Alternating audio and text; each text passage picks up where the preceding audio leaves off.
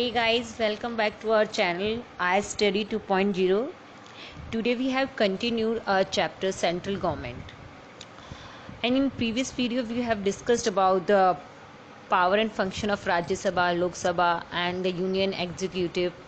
President की हमने power वगैरह डिस्कस की थी. And in this video we have discussed about the president, vice president, judiciary, council of minister and prime ministers.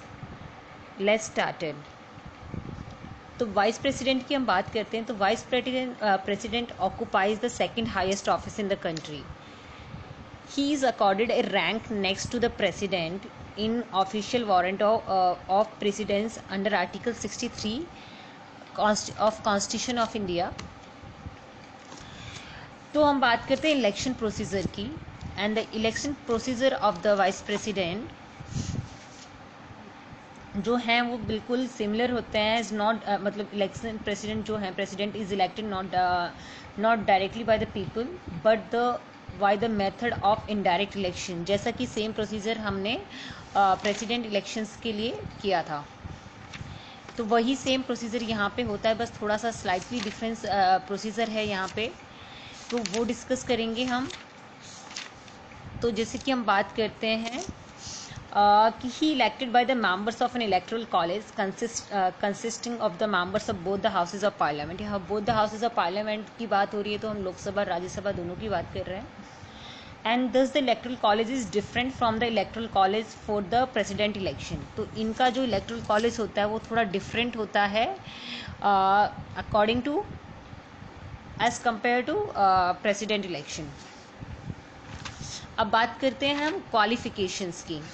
Qualification, he should be citizen of India, he should have completed the 35 years of age and he should be qualified for the election as a member of the Rajya Sabha. And he should not hold any office of profit under union, any state government and local or other public authority. यहाँ पे जो any office of profit का मतलब है कि वो किसी government employ नहीं होने चाहिए, तो ही वो एलिजिबल हैं प्रेसिडेंट इलेक्शन के लिए. अब बात करते हैं इनका जो टर्म होता है वाइस प्रेसिडेंट का. And the vice president hold office for a term of 5 years from the date on which he enter upon his office. तो आप ये चीज़ नोटिस करना, क्योंकि एक चीज़ बहुत ज़्यादा मेंशन होती है प्रेसिडेंट और इनके में कि from the date on which he enters upon his office. मतलब जिस दिन ये इनका अपने ऑफिस में एंटर करते हैं उस डे से इनका पीरियड काउंट होता है. And however he can be resigned from his office at any time by addressing the resignation letter to the president. तो जो इनका रेजिग्नेशन लेटर होता है वो प्रेसिडेंट के लिए मतलब डिनोट होता है. And he also be remove from the office before completion of his term by a resolution passed by the Rajya Sabha by a special majority and agreed by the Lok Sabha. And no formal impeachment required for his removal. जैसे कि मतलब president के लिए impeachment procedure होता है removal के लिए, vice president के लिए ऐसा कोई फॉर्मल इम्पीचमेंट प्रोसीजर ज़रूरी नहीं होता है. ये मतलब कोई भी मतलब कि ही मतलब कोई भी हाउस इनके ऊपर चार्जेस फ्रेम कर सकता है. और वो जो चार्जेस होते हैं, जैसे he can be remove a resolution bye Rajya Sabha pass by special majority होना चाहिए. मतलब जो राज्यसभा ने इनके ऊपर चार्जेस फ्रेम किए वो स्पेशल मेजॉरिटी होगा. एंड बाकी जैसे कि लोकसभा की बात करें तो वहाँ पे सिंपल मेजॉरिटी की ज़रूरत होती है. And he is also eligible for the री election for any number of terms. मतलब किसी बार भी इनको री इलेक्शन के लिए री एलिजिबल हो सकते हैं ये. अब बात करते हैं vacancy in office. Vacancy in office मतलब ये मैंने यहाँ पे एक्स्ट्रा डिटेल ऐड किया है. जैसे कि ऑफिस वैकेंट होता है वाइस प्रेसिडेंट का, तो ऑन मतलब किस किस ओकेजन पे इस तरीके की चीज़ें होती हैं. तो पहला, on the expiry of his term, मतलब इनका जो टर्म एक्सपायर हो चुका होता है, 5 years कंप्लीट हो गए. बाय हिज रेजिग्नेशन, इन्होंने रेजिग्नेशन दे दिया है. ऑन हिज रिमूवल, इनके रिमूवल का मतलब रिमूवल कर दिया गया है, जो कि अभी हमने पढ़ा था कि राज्यसभा या मतलब लोकसभा जो भी इनके लिए चार्जेस फ्रेम करते हैं. By his death and otherwise when he becomes disqualified to hold office और when his election is declared void. इन दो रीज़न पे ये मतलब ये अदर रीज़न है जब इस तरीके से वैकेंसी होती है ऑफिस की. तो अब बात करते हैं हम इनके कि जो वाइस प्रेसिडेंट का के पावर एंड फंक्शंस की बात करेंगे।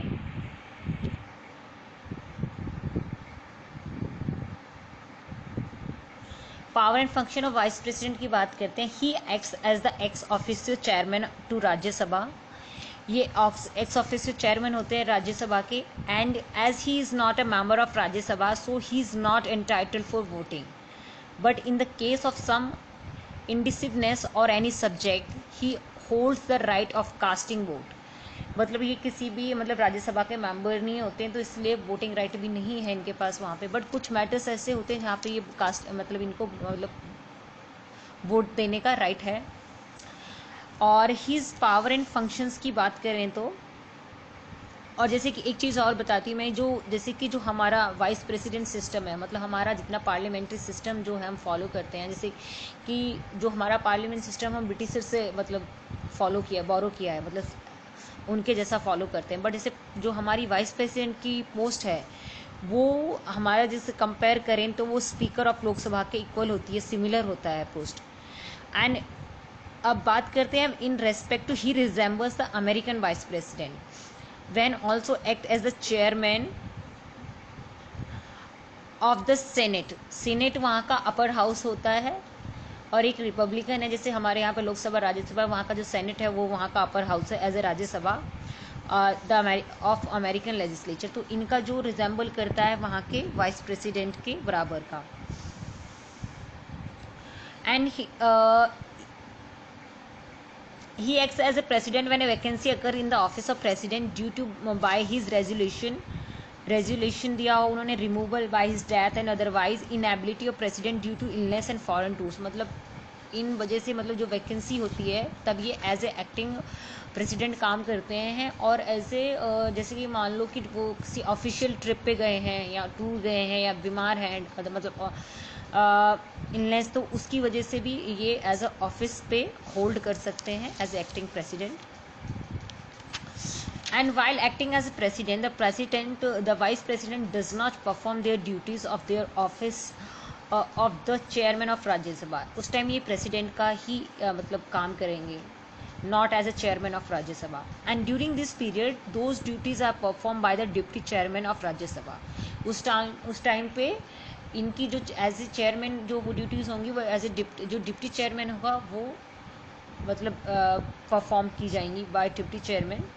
ही can act as a president for a maximum period of 6 month within which a new president has to be elected. जो एज ए एक्टिंग पीरियड का होता है वो 6 मंथ्स के लिए ही काम करता है, तब तक न्यू इलेक्शन या फ्रेश इलेक्शन जो भी अपॉइंटमेंट होती है प्रेसिडेंट की उसके लिए।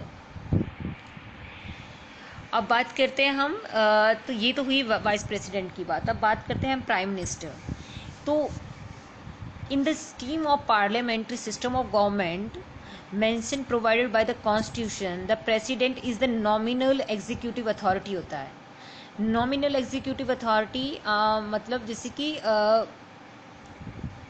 नॉमिनल एग्जीक्यूटिव अथॉरिटी, इसका एक टर्म होता है दे ज्यूरो एग्जीक्यूटिव बोला जाता है। And prime minister is the real executive authority they facto. They zero they facto दो टर्म यूज किए जाते हैं। दे जीरो का मतलब होता है कि जो मतलब नाम के लिए मतलब इतना एक्टिव नहीं होता है। दे फैक्टो मतलब जो बहुत ही ज़्यादा इफेक्ट में होती हैं चीज़ें, तो इसे दे फैक्टो एग्जीक्यूटिव। अब मतलब in other words we can say the president is the head of the state while prime minister is the head of the government. तो ऐसा हम बोल सकते हैं हम। अब बात करते हैं अपॉइंटमेंट। तो अपॉइंटमेंट जो होती है प्राइम मिनिस्टर की, under article 75 of the Indian constitution mention that A prime minister is one who is appointed by the president. President of India appoints a person as a Prime Minister who is either the leader of the party which holds a majority of seats in the Lok Sabha or is a person who is able to win the confidence of the Lok Sabha by gaining the support of the other political parties. All other ministers are appointed by the President on the advice of the Prime Minister। अब यहाँ पे हम एक चीज़ और discuss करेंगे।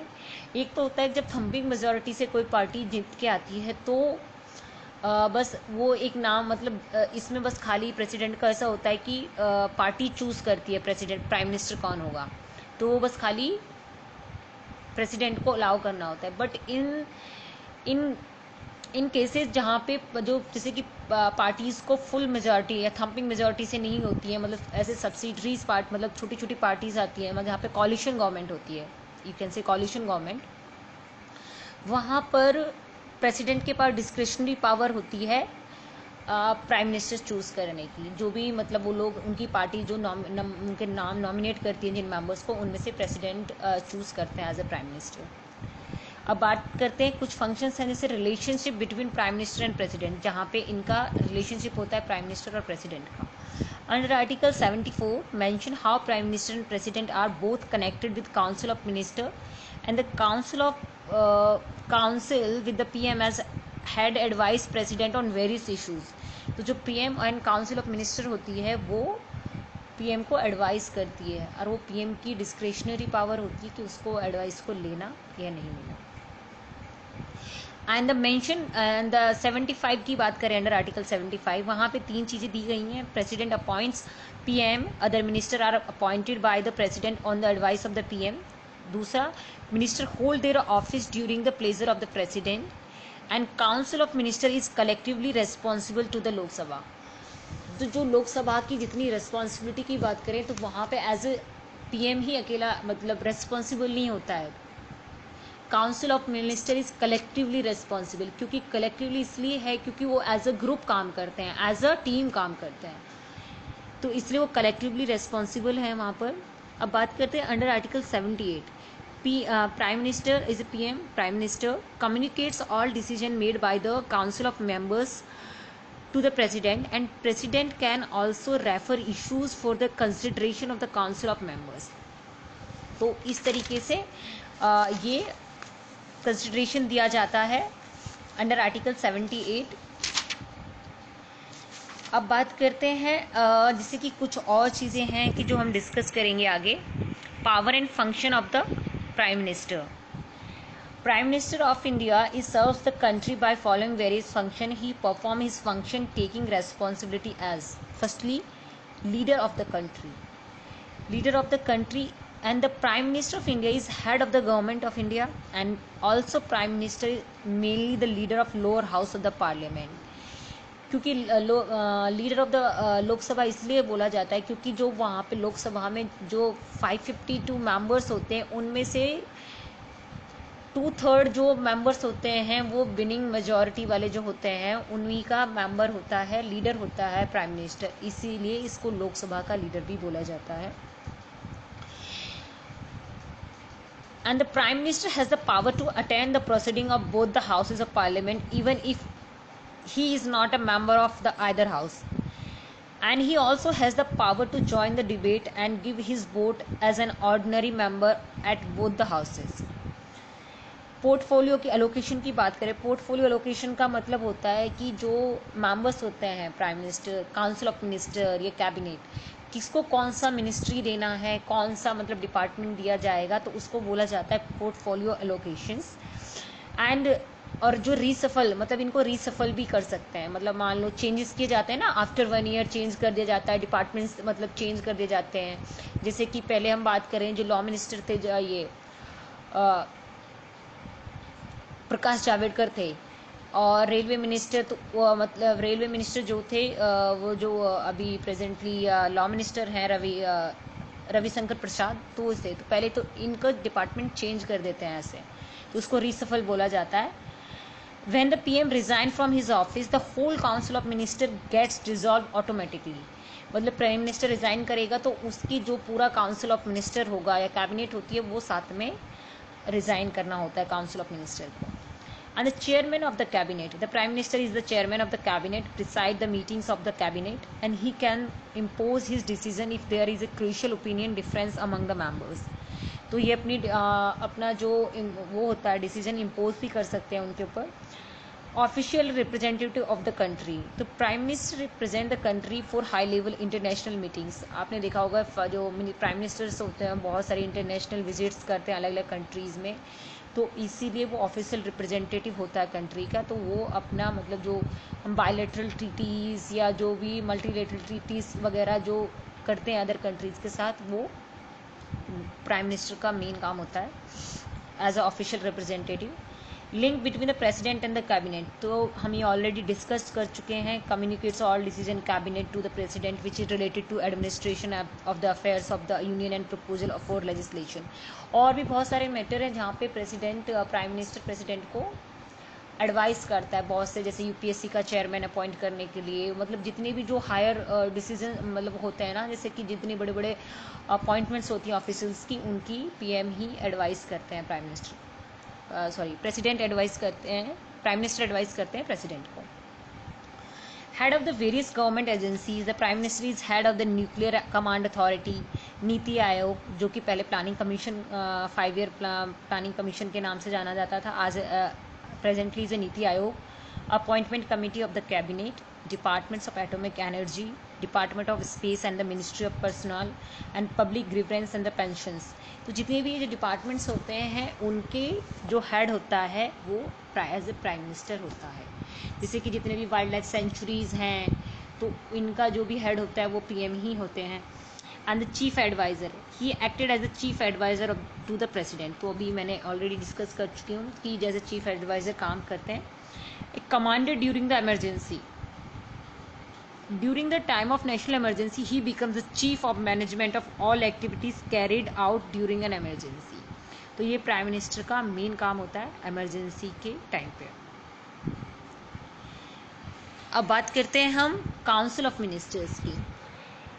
Council of minister जो है under article 74 and 75 council of minister mention किए गए हैं. And Indian constitution deal with the council of minister where article 74 mention that council will be headed by the prime minister of India and will aid and advise to the president. And article 75 mention the following things.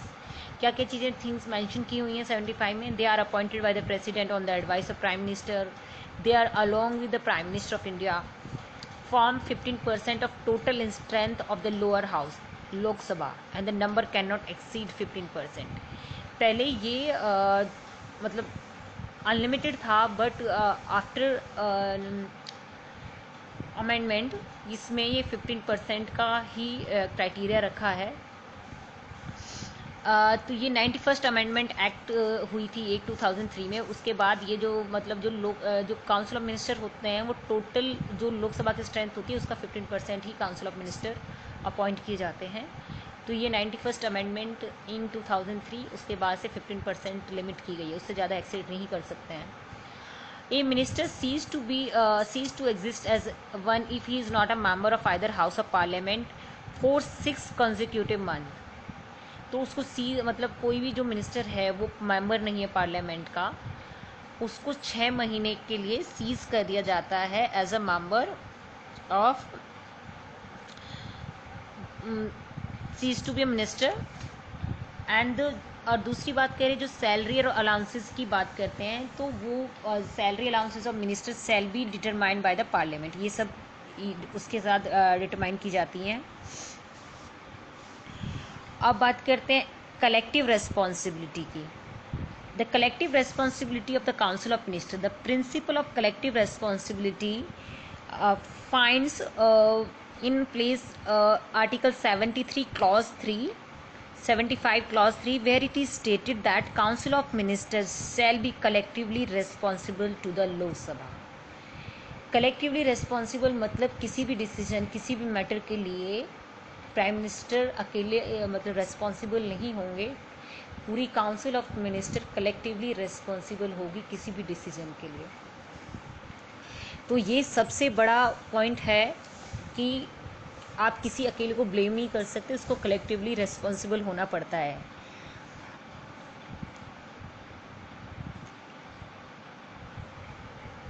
And the provision means that a ministry which loses confidence in the Lok Sabha is obliged to resign, and the lost confidence is expressed by rejecting a money bill or finance bill or any other important policy measures by passing a motion of non-confidence or rejecting a motion expressing confidence in the ministry.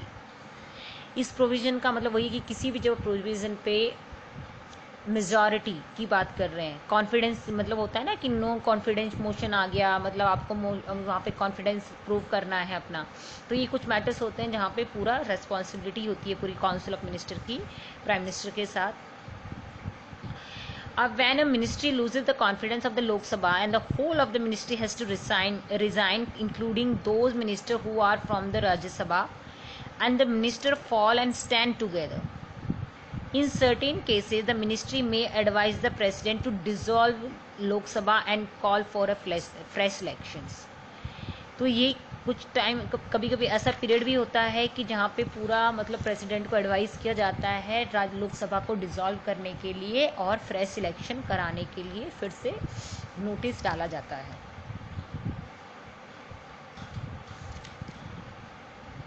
अब बात करते हैं categories of minister. अब जो भी हमने बात की थी काउंसिल ऑफ मिनिस्टर की, तो उसमें जो डिपार्टमेंट्स होते हैं, मतलब जो मिनिस्ट्रीज़ का जो लेवल होता है, स्टेटस दिया जाता है उनको, तो उनको मतलब कुछ टाइप दिए गए हैं कि किस तरीके से होता है. तो 4 टाइप्स की मिनिस्ट्री डिफाइन की गई है. पहला cabinet ministers, he is present and he participate in every meetings of the cabinet. तो जितनी भी मीटिंग्स होती हैं कैबिनेट की, ये समय पार्टिसिपेट करते हैं जो कैबिनेट मिनिस्टर बनते हैं. A minister of state with independent charges, तो उनको इंडिपेंडेंट चार्जेस के थ्रू बनाया जाता है. He is the minister of state who does not work under a cabinet minister. When any matter concerning his department is on the agenda of the cabinet, he is invited to attend the meeting. तो वो according to agenda मतलब बताया जाता है कि जब उनको meeting attend करनी होती है. Minister of state, he is a minister who does not have independent charge of any department, works under a cabinet minister and the work of two such minister is allotted by his cabinet minister. जो इनको allotment दी जाती है काम की, वो bye cabinet minister दी जाती है. अब बात करते हैं deputy minister. He is a minister who works under a cabinet minister or a minister of a state with independent charge. His work allotted by the minister under whom he is working. अभी जिनके under काम करते हैं वो इनको काम appoint करता है. अब हमारा जो लास्ट पार्ट है इस चैप्टर का, वो बात करते हैं जुडिशरी की. तो जुडिशल सिस्टम जो है हमारा, वो पूरा हमारा जो जुडिशल सिस्टम है वो मतलब एक अलग सा ही मतलब वो ऑर्गन है. तो यहाँ पे किसी का इंटरफेरेंस नहीं है. मतलब वैसे तीनों जो हमारे तीनों ऑर्गन है, सेपरेशन ऑफ पावर का ही मतलब यही है कि जो हमारे लेजिस्लेचर हुआ, एग्जीक्यूटिव बॉडी है और जुडिशल सिस्टम है, वहाँ पे सेपरेशन ऑफ पावर है. मतलब कोई भी ऑर्गन किसी के काम में इंटरफेयर नहीं कर सकता है.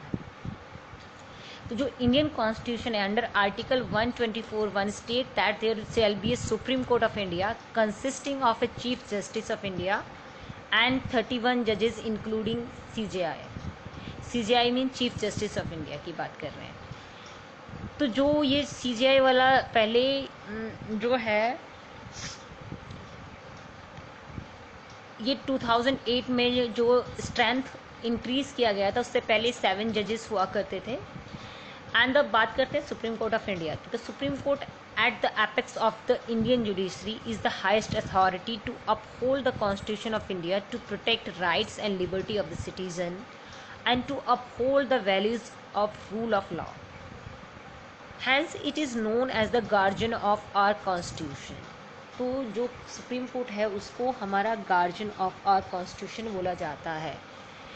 जो कि कॉन्स्टिट्यूशन है वो सुप्रीम लॉ ऑफ लैंड है, तो उसके लिए प्रोटेक्शन के लिए कोई गार्जियन होना भी जरूरी है. तो इसीलिए सुप्रीम कोर्ट को as the guardian of our constitution बोला जाता है. तो कंपोजिशन हमने पढ़ चुके हैं. तो अब बात करते हैं 124(2) Clause 2 state of that every judge of Supreme Court shall be appointed by the President by warrant under his hand and seal after consultation with such of the judges of Supreme Court and the high courts in the state. तो जो भी appointment की जाती है justice supreme court जजेस की और या CJI वगैरह की, वो प्रेसिडेंट का मैटर होता है with the discussion of all high court जजेस और अदर सुप्रीम कोर्ट जजेस. तो उनके परमिशन पे ही अपॉइंटमेंट होती है. अब बात करते हैं जुडिक्शन. जो जुडिक्शन है सुप्रीम कोर्ट का, उस पर सबसे पहले हम पढ़ेंगे ओरिजिनल जुडिक्शन. तो ओरिजिनल जुडिक्शन जो है अंडर आर्टिकल 131 में डिफाइन किया गया है एज पर द कॉन्स्टिट्यूशन. तो इसका जो मेन काम है इस जुडिक्शन का, वो ये केसेस किया, जैसे original exclusive jurisdiction in cases between government of India on one hand and one और more state on the other, जो इनके बीच में ये इश्यूज रिजॉल्व करते हैं। दूसरा बात करेंगे government of India and one और more state on one side and other state on the other side, two और मोर स्टेट। तो जो इनके मतलब कॉन्फ्लिक्ट होता है स्टेट्स के बीच में या government of India and state के बीच में, वहाँ पे ओरिजिनल जुडिक्शन ही अप्लाई किया जाता है। अब बात करते हैं रिट जुडिक्शन की। तो जो रिट जुडिक्शन है, इसको सेवियर ऑफ द कॉन्स्टिट्यूशन बोला गया है, या saviour of the fundamental rights भी बोला जाता है। The constitution has constituted the supreme court as a guarantor and the defender of the fundamental rights of the citizen, and the Supreme Court is empowered to issue writs including habeas corpus, mandamus, prohibition, quo vanto, and the certiorari for the enforcement of fundamental rights of an aggrieved person. तो जो writ जुडिक्शन है वो हमारे लिए बहुत ही important as a person, as a citizen of India, क्योंकि हमारे राइट्स का प्रोटेक्ट करता है। जहाँ पे भी जो फंडामेंटल राइट्स का इन्फ्रिंजमेंट होता है, तो ये ही रिट्स हमें प्रोटेक्ट करती हैं, डिफेंड करती हैं। अब बात करते हैं एपेलेट जुडिक्शन की। तो एपेलेट जुडिक्शन है वो 4 टाइप से डिफाइन किए गए हैं, मेनली पर 3 हम 3 की बात करेंगे। कॉन्स्टिट्यूशनल मैटर की बात होती है तो अंडर आर्टिकल 132 बात करते हैं, if the high court certifies that cases involve substantial question of law that need interpretation of constitution. जहाँ पे कॉन्स्टिट्यूशनल मैटर्स होते हैं और वहाँ पे इंटरप्रिटेशंस की ज़रूरत होती है, वहाँ पे एपेलेट जुडिक्शन लगता है as a constitutional matter under article 132 के अंडर। सिविल मैटर जहाँ होते हैं वहाँ सब्सटेंशियल क्वेश्चन ऑफ लॉ होता है, जनरल इंपॉर्टेंस की बात हो रही होती है, जहाँ पे वो सिविल मैटर्स में कवर होता है एपेलेट जुडिक्शन के, जो कि एज पर आर्टिकल 133 की डिफाइन किया गया है। Under Article 134, define the criminal matters. If High Court has on appeal reversed the order of acquittal of an accused and sentenced him to the death, or has withdrawn for trial before itself any case from subordinate court, तब appellate jurisdiction apply किया जाता है। And special leave की बात कर रहे हैं, to appeal is granted by Supreme Court if it is satisfied that case does not involve any question of law, however cannot be passed in case of judgment passed by court or tribunal or armed forces as per the article of 135 define किया गया है। Under this jurisdiction supreme court can transfer to itself cases from one और more high courts if it involve question of law in the interest of the justice. तो इसके अंदर जैसे कि जो भी केसेस होते हैं पेंडिंग होते हैं किसी और हाई कोर्ट में, वन और मोर हाई कोर्ट्स में, तो ये जहाँ पे इसको इंटरेस्ट ऑफ जस्टिस की वजह से ट्रांसफ़र किए जाते हैं। मान लो कि इलाहाबाद हाई कोर्ट में कोई केस पेंडिंग है, अब बट उसमें ऐसे लग रहा है कि वहाँ पे वो केस के साथ कुछ जस्टिस नहीं मिलेगा या कुछ ऐसे, तो वो उस केस को सुप्रीम कोर्ट ट्रांसफ़र कर लेता है सुप्रीम कोर्ट में, तो ये उसके पास पावर है। एडवाइजरी जुडिक्शन की बात करें तो article 143 authorise the president to seek advisory opinion from the supreme court in 2 categories of matter. First of all matters of public importance और any question arising out for pre-constitution treaties, agreement, engagement, sanad or other similar instrument. And also Article 144 states that all authorities, civil and judicial, in the territory of India shall act in aid of the Supreme Court. तो जितनी भी authorities हैं civil और judicial authority, वो supreme court के लिए as act in aid of the supreme court काम करती हैं। अब बात करते हैं अपील बाय स्पेशल लीव। कुछ मैटर्स होते हैं जिनके लिए अपील की जाती है बाय स्पेशल लीव के थ्रू, मतलब जो इम्पॉर्टेंट मैटर्स होते हैं कुछ तो उनमें मतलब मान लो पेंडिंग है कोई केस, तो उसके लिए स्पेशल लीव लगा के केस फाइल किया जाता है। तो supreme court is authorized to grant with discretion special leave to appeal from any judgment in any matter passed by any court और tribunal in the country except military and court martial. तो ये condition है यहाँ पे accept इसलिए है कि जो मिलिट्री ट्रिब्यूनल होते हैं या कोर्ट मार्शल के थ्रू जो केसेस होते हैं वो स्पेशल लीग के थ्रू नहीं रिजॉल्व किए जाते हैं। बस वो मैटर ओनली जो कि अब जजमेंट मैटर पास किया जाए किसी ट्रिब्यूनल और कोर्ट ने किया हो, बाकी मिलिट्री ट्रिब्यूनल को छोड़ के और कोर्ट मार्शल को छोड़ के। Supreme court as a court of record. Under Article 129, the Supreme Court is a court of record as its decisions are of evidentiary value and cannot be questioned in any court. तो जो 129 के जो बाकी जितने भी decision हैं उनकी evidentiary values होती है। एविडेंटरी मतलब एज एविडेंट, तो उनको किसी कोर्ट में कैन नॉट बी क्वेश्चन, आप उसको किसी और कोर्ट पे क्वेश्चन नहीं कर सकते हो। Other powers of the supreme court discuss करते हैं। Power to punish for contempt. Contempt का मतलब होता है कोई भी जो जुडिशियल ऑफिसर्स होते हैं, जजेस की बात हो रही है यहाँ पे, जुडिशियल ऑफिसर्स, वो कोई कोर्ट का डिसीजन नहीं मानते हैं तो उसको बोला जाता है पनिशमेंट टू, मतलब उसको कंटेम्प्ट ऑफ कोर्ट बोला जाता है, सिविल और क्रिमिनल।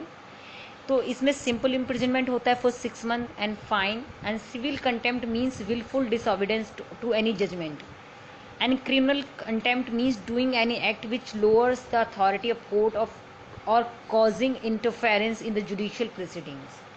तो उसके थ्रू जैसे कि अभी रिसेंटली एक चीफ जस्टिस जज हाई कोर्ट जज ऑफ कैलकाटा जस्टिस कर्नन, उनको कंटेम्प्ट ऑफ कोर्ट के थ्रू उनको 6 month का पनिशमेंट दिया गया था। जुडिशियल रिव्यू की बात करें, to examine constitutionality of legislative enactment and executive orders, the grounds of review is limited by parliamentary legislations और rules made by the supreme court, withdraw cases pending before high courts and dispose them itself. तो उसको judicial review बोला जाता है। जब कोई चीज़ examine की जाती है उसको फिर से रिव्यू किया जाता है। मान लो कोई केस पहले हुआ हो पर उसका फिर से रिव्यू किया जाता है कि वो जजमेंट ठीक था कि नहीं था, तो उसको बोला जाता है judicial review. Appointment of ad hoc जजेस 127 में एडहॉक मतलब एज एक्टिंग, अभी प्रेजेंटली कोई नहीं है तो एडहॉक जजेस अपॉइंट किए जाते हैं। Appointment acting chief justice appoint किया जाता है अंडर आर्टिकल 126 के अंदर। एंड रिवाइजरी जुडिक्शन की बात करें, रिवाइज किए जाते हैं जब जहाँ पे review is different and revisory is different. Supreme court under article 137 is empowered to review any judgment or order made by it with a view to removing any mistake or error that might have crept in the judgment or order। तो revisory का मतलब होता है कि कोई judgement हो चुका है बट उसको इसलिए रिवाइज किया जाता है कि कोई एरर और मिस्टेक तो नहीं है उस जजमेंट के अंदर, कोई फ्लॉज तो नहीं है, तो इंटरेस्ट ऑफ जस्टिस उसको रिवाइज किया जाता है अंडर आर्टिकल 137। अब बात करते हैं रिमूवल ऑफ सुप्रीम कोर्ट जजेस। तो ये जज of supreme court can be removed only from the office by the president on the basis of a resolution passed by both the houses of parliament with a majority of total membership and a majority of not less than 2/3। तो mostly जहाँ पे जितनी भी जो मतलब किसी को removal या कुछ होता है तो वहाँ पे 2/3 मेजॉरिटी मस्ट है। And voting in each house on the grounds of proved misbehavior or incapacity of the judge in question। तो उसके बेसिस पे रिमूवल ऑफ सुप्रीम कोर्ट जजेस होता है। Thank you.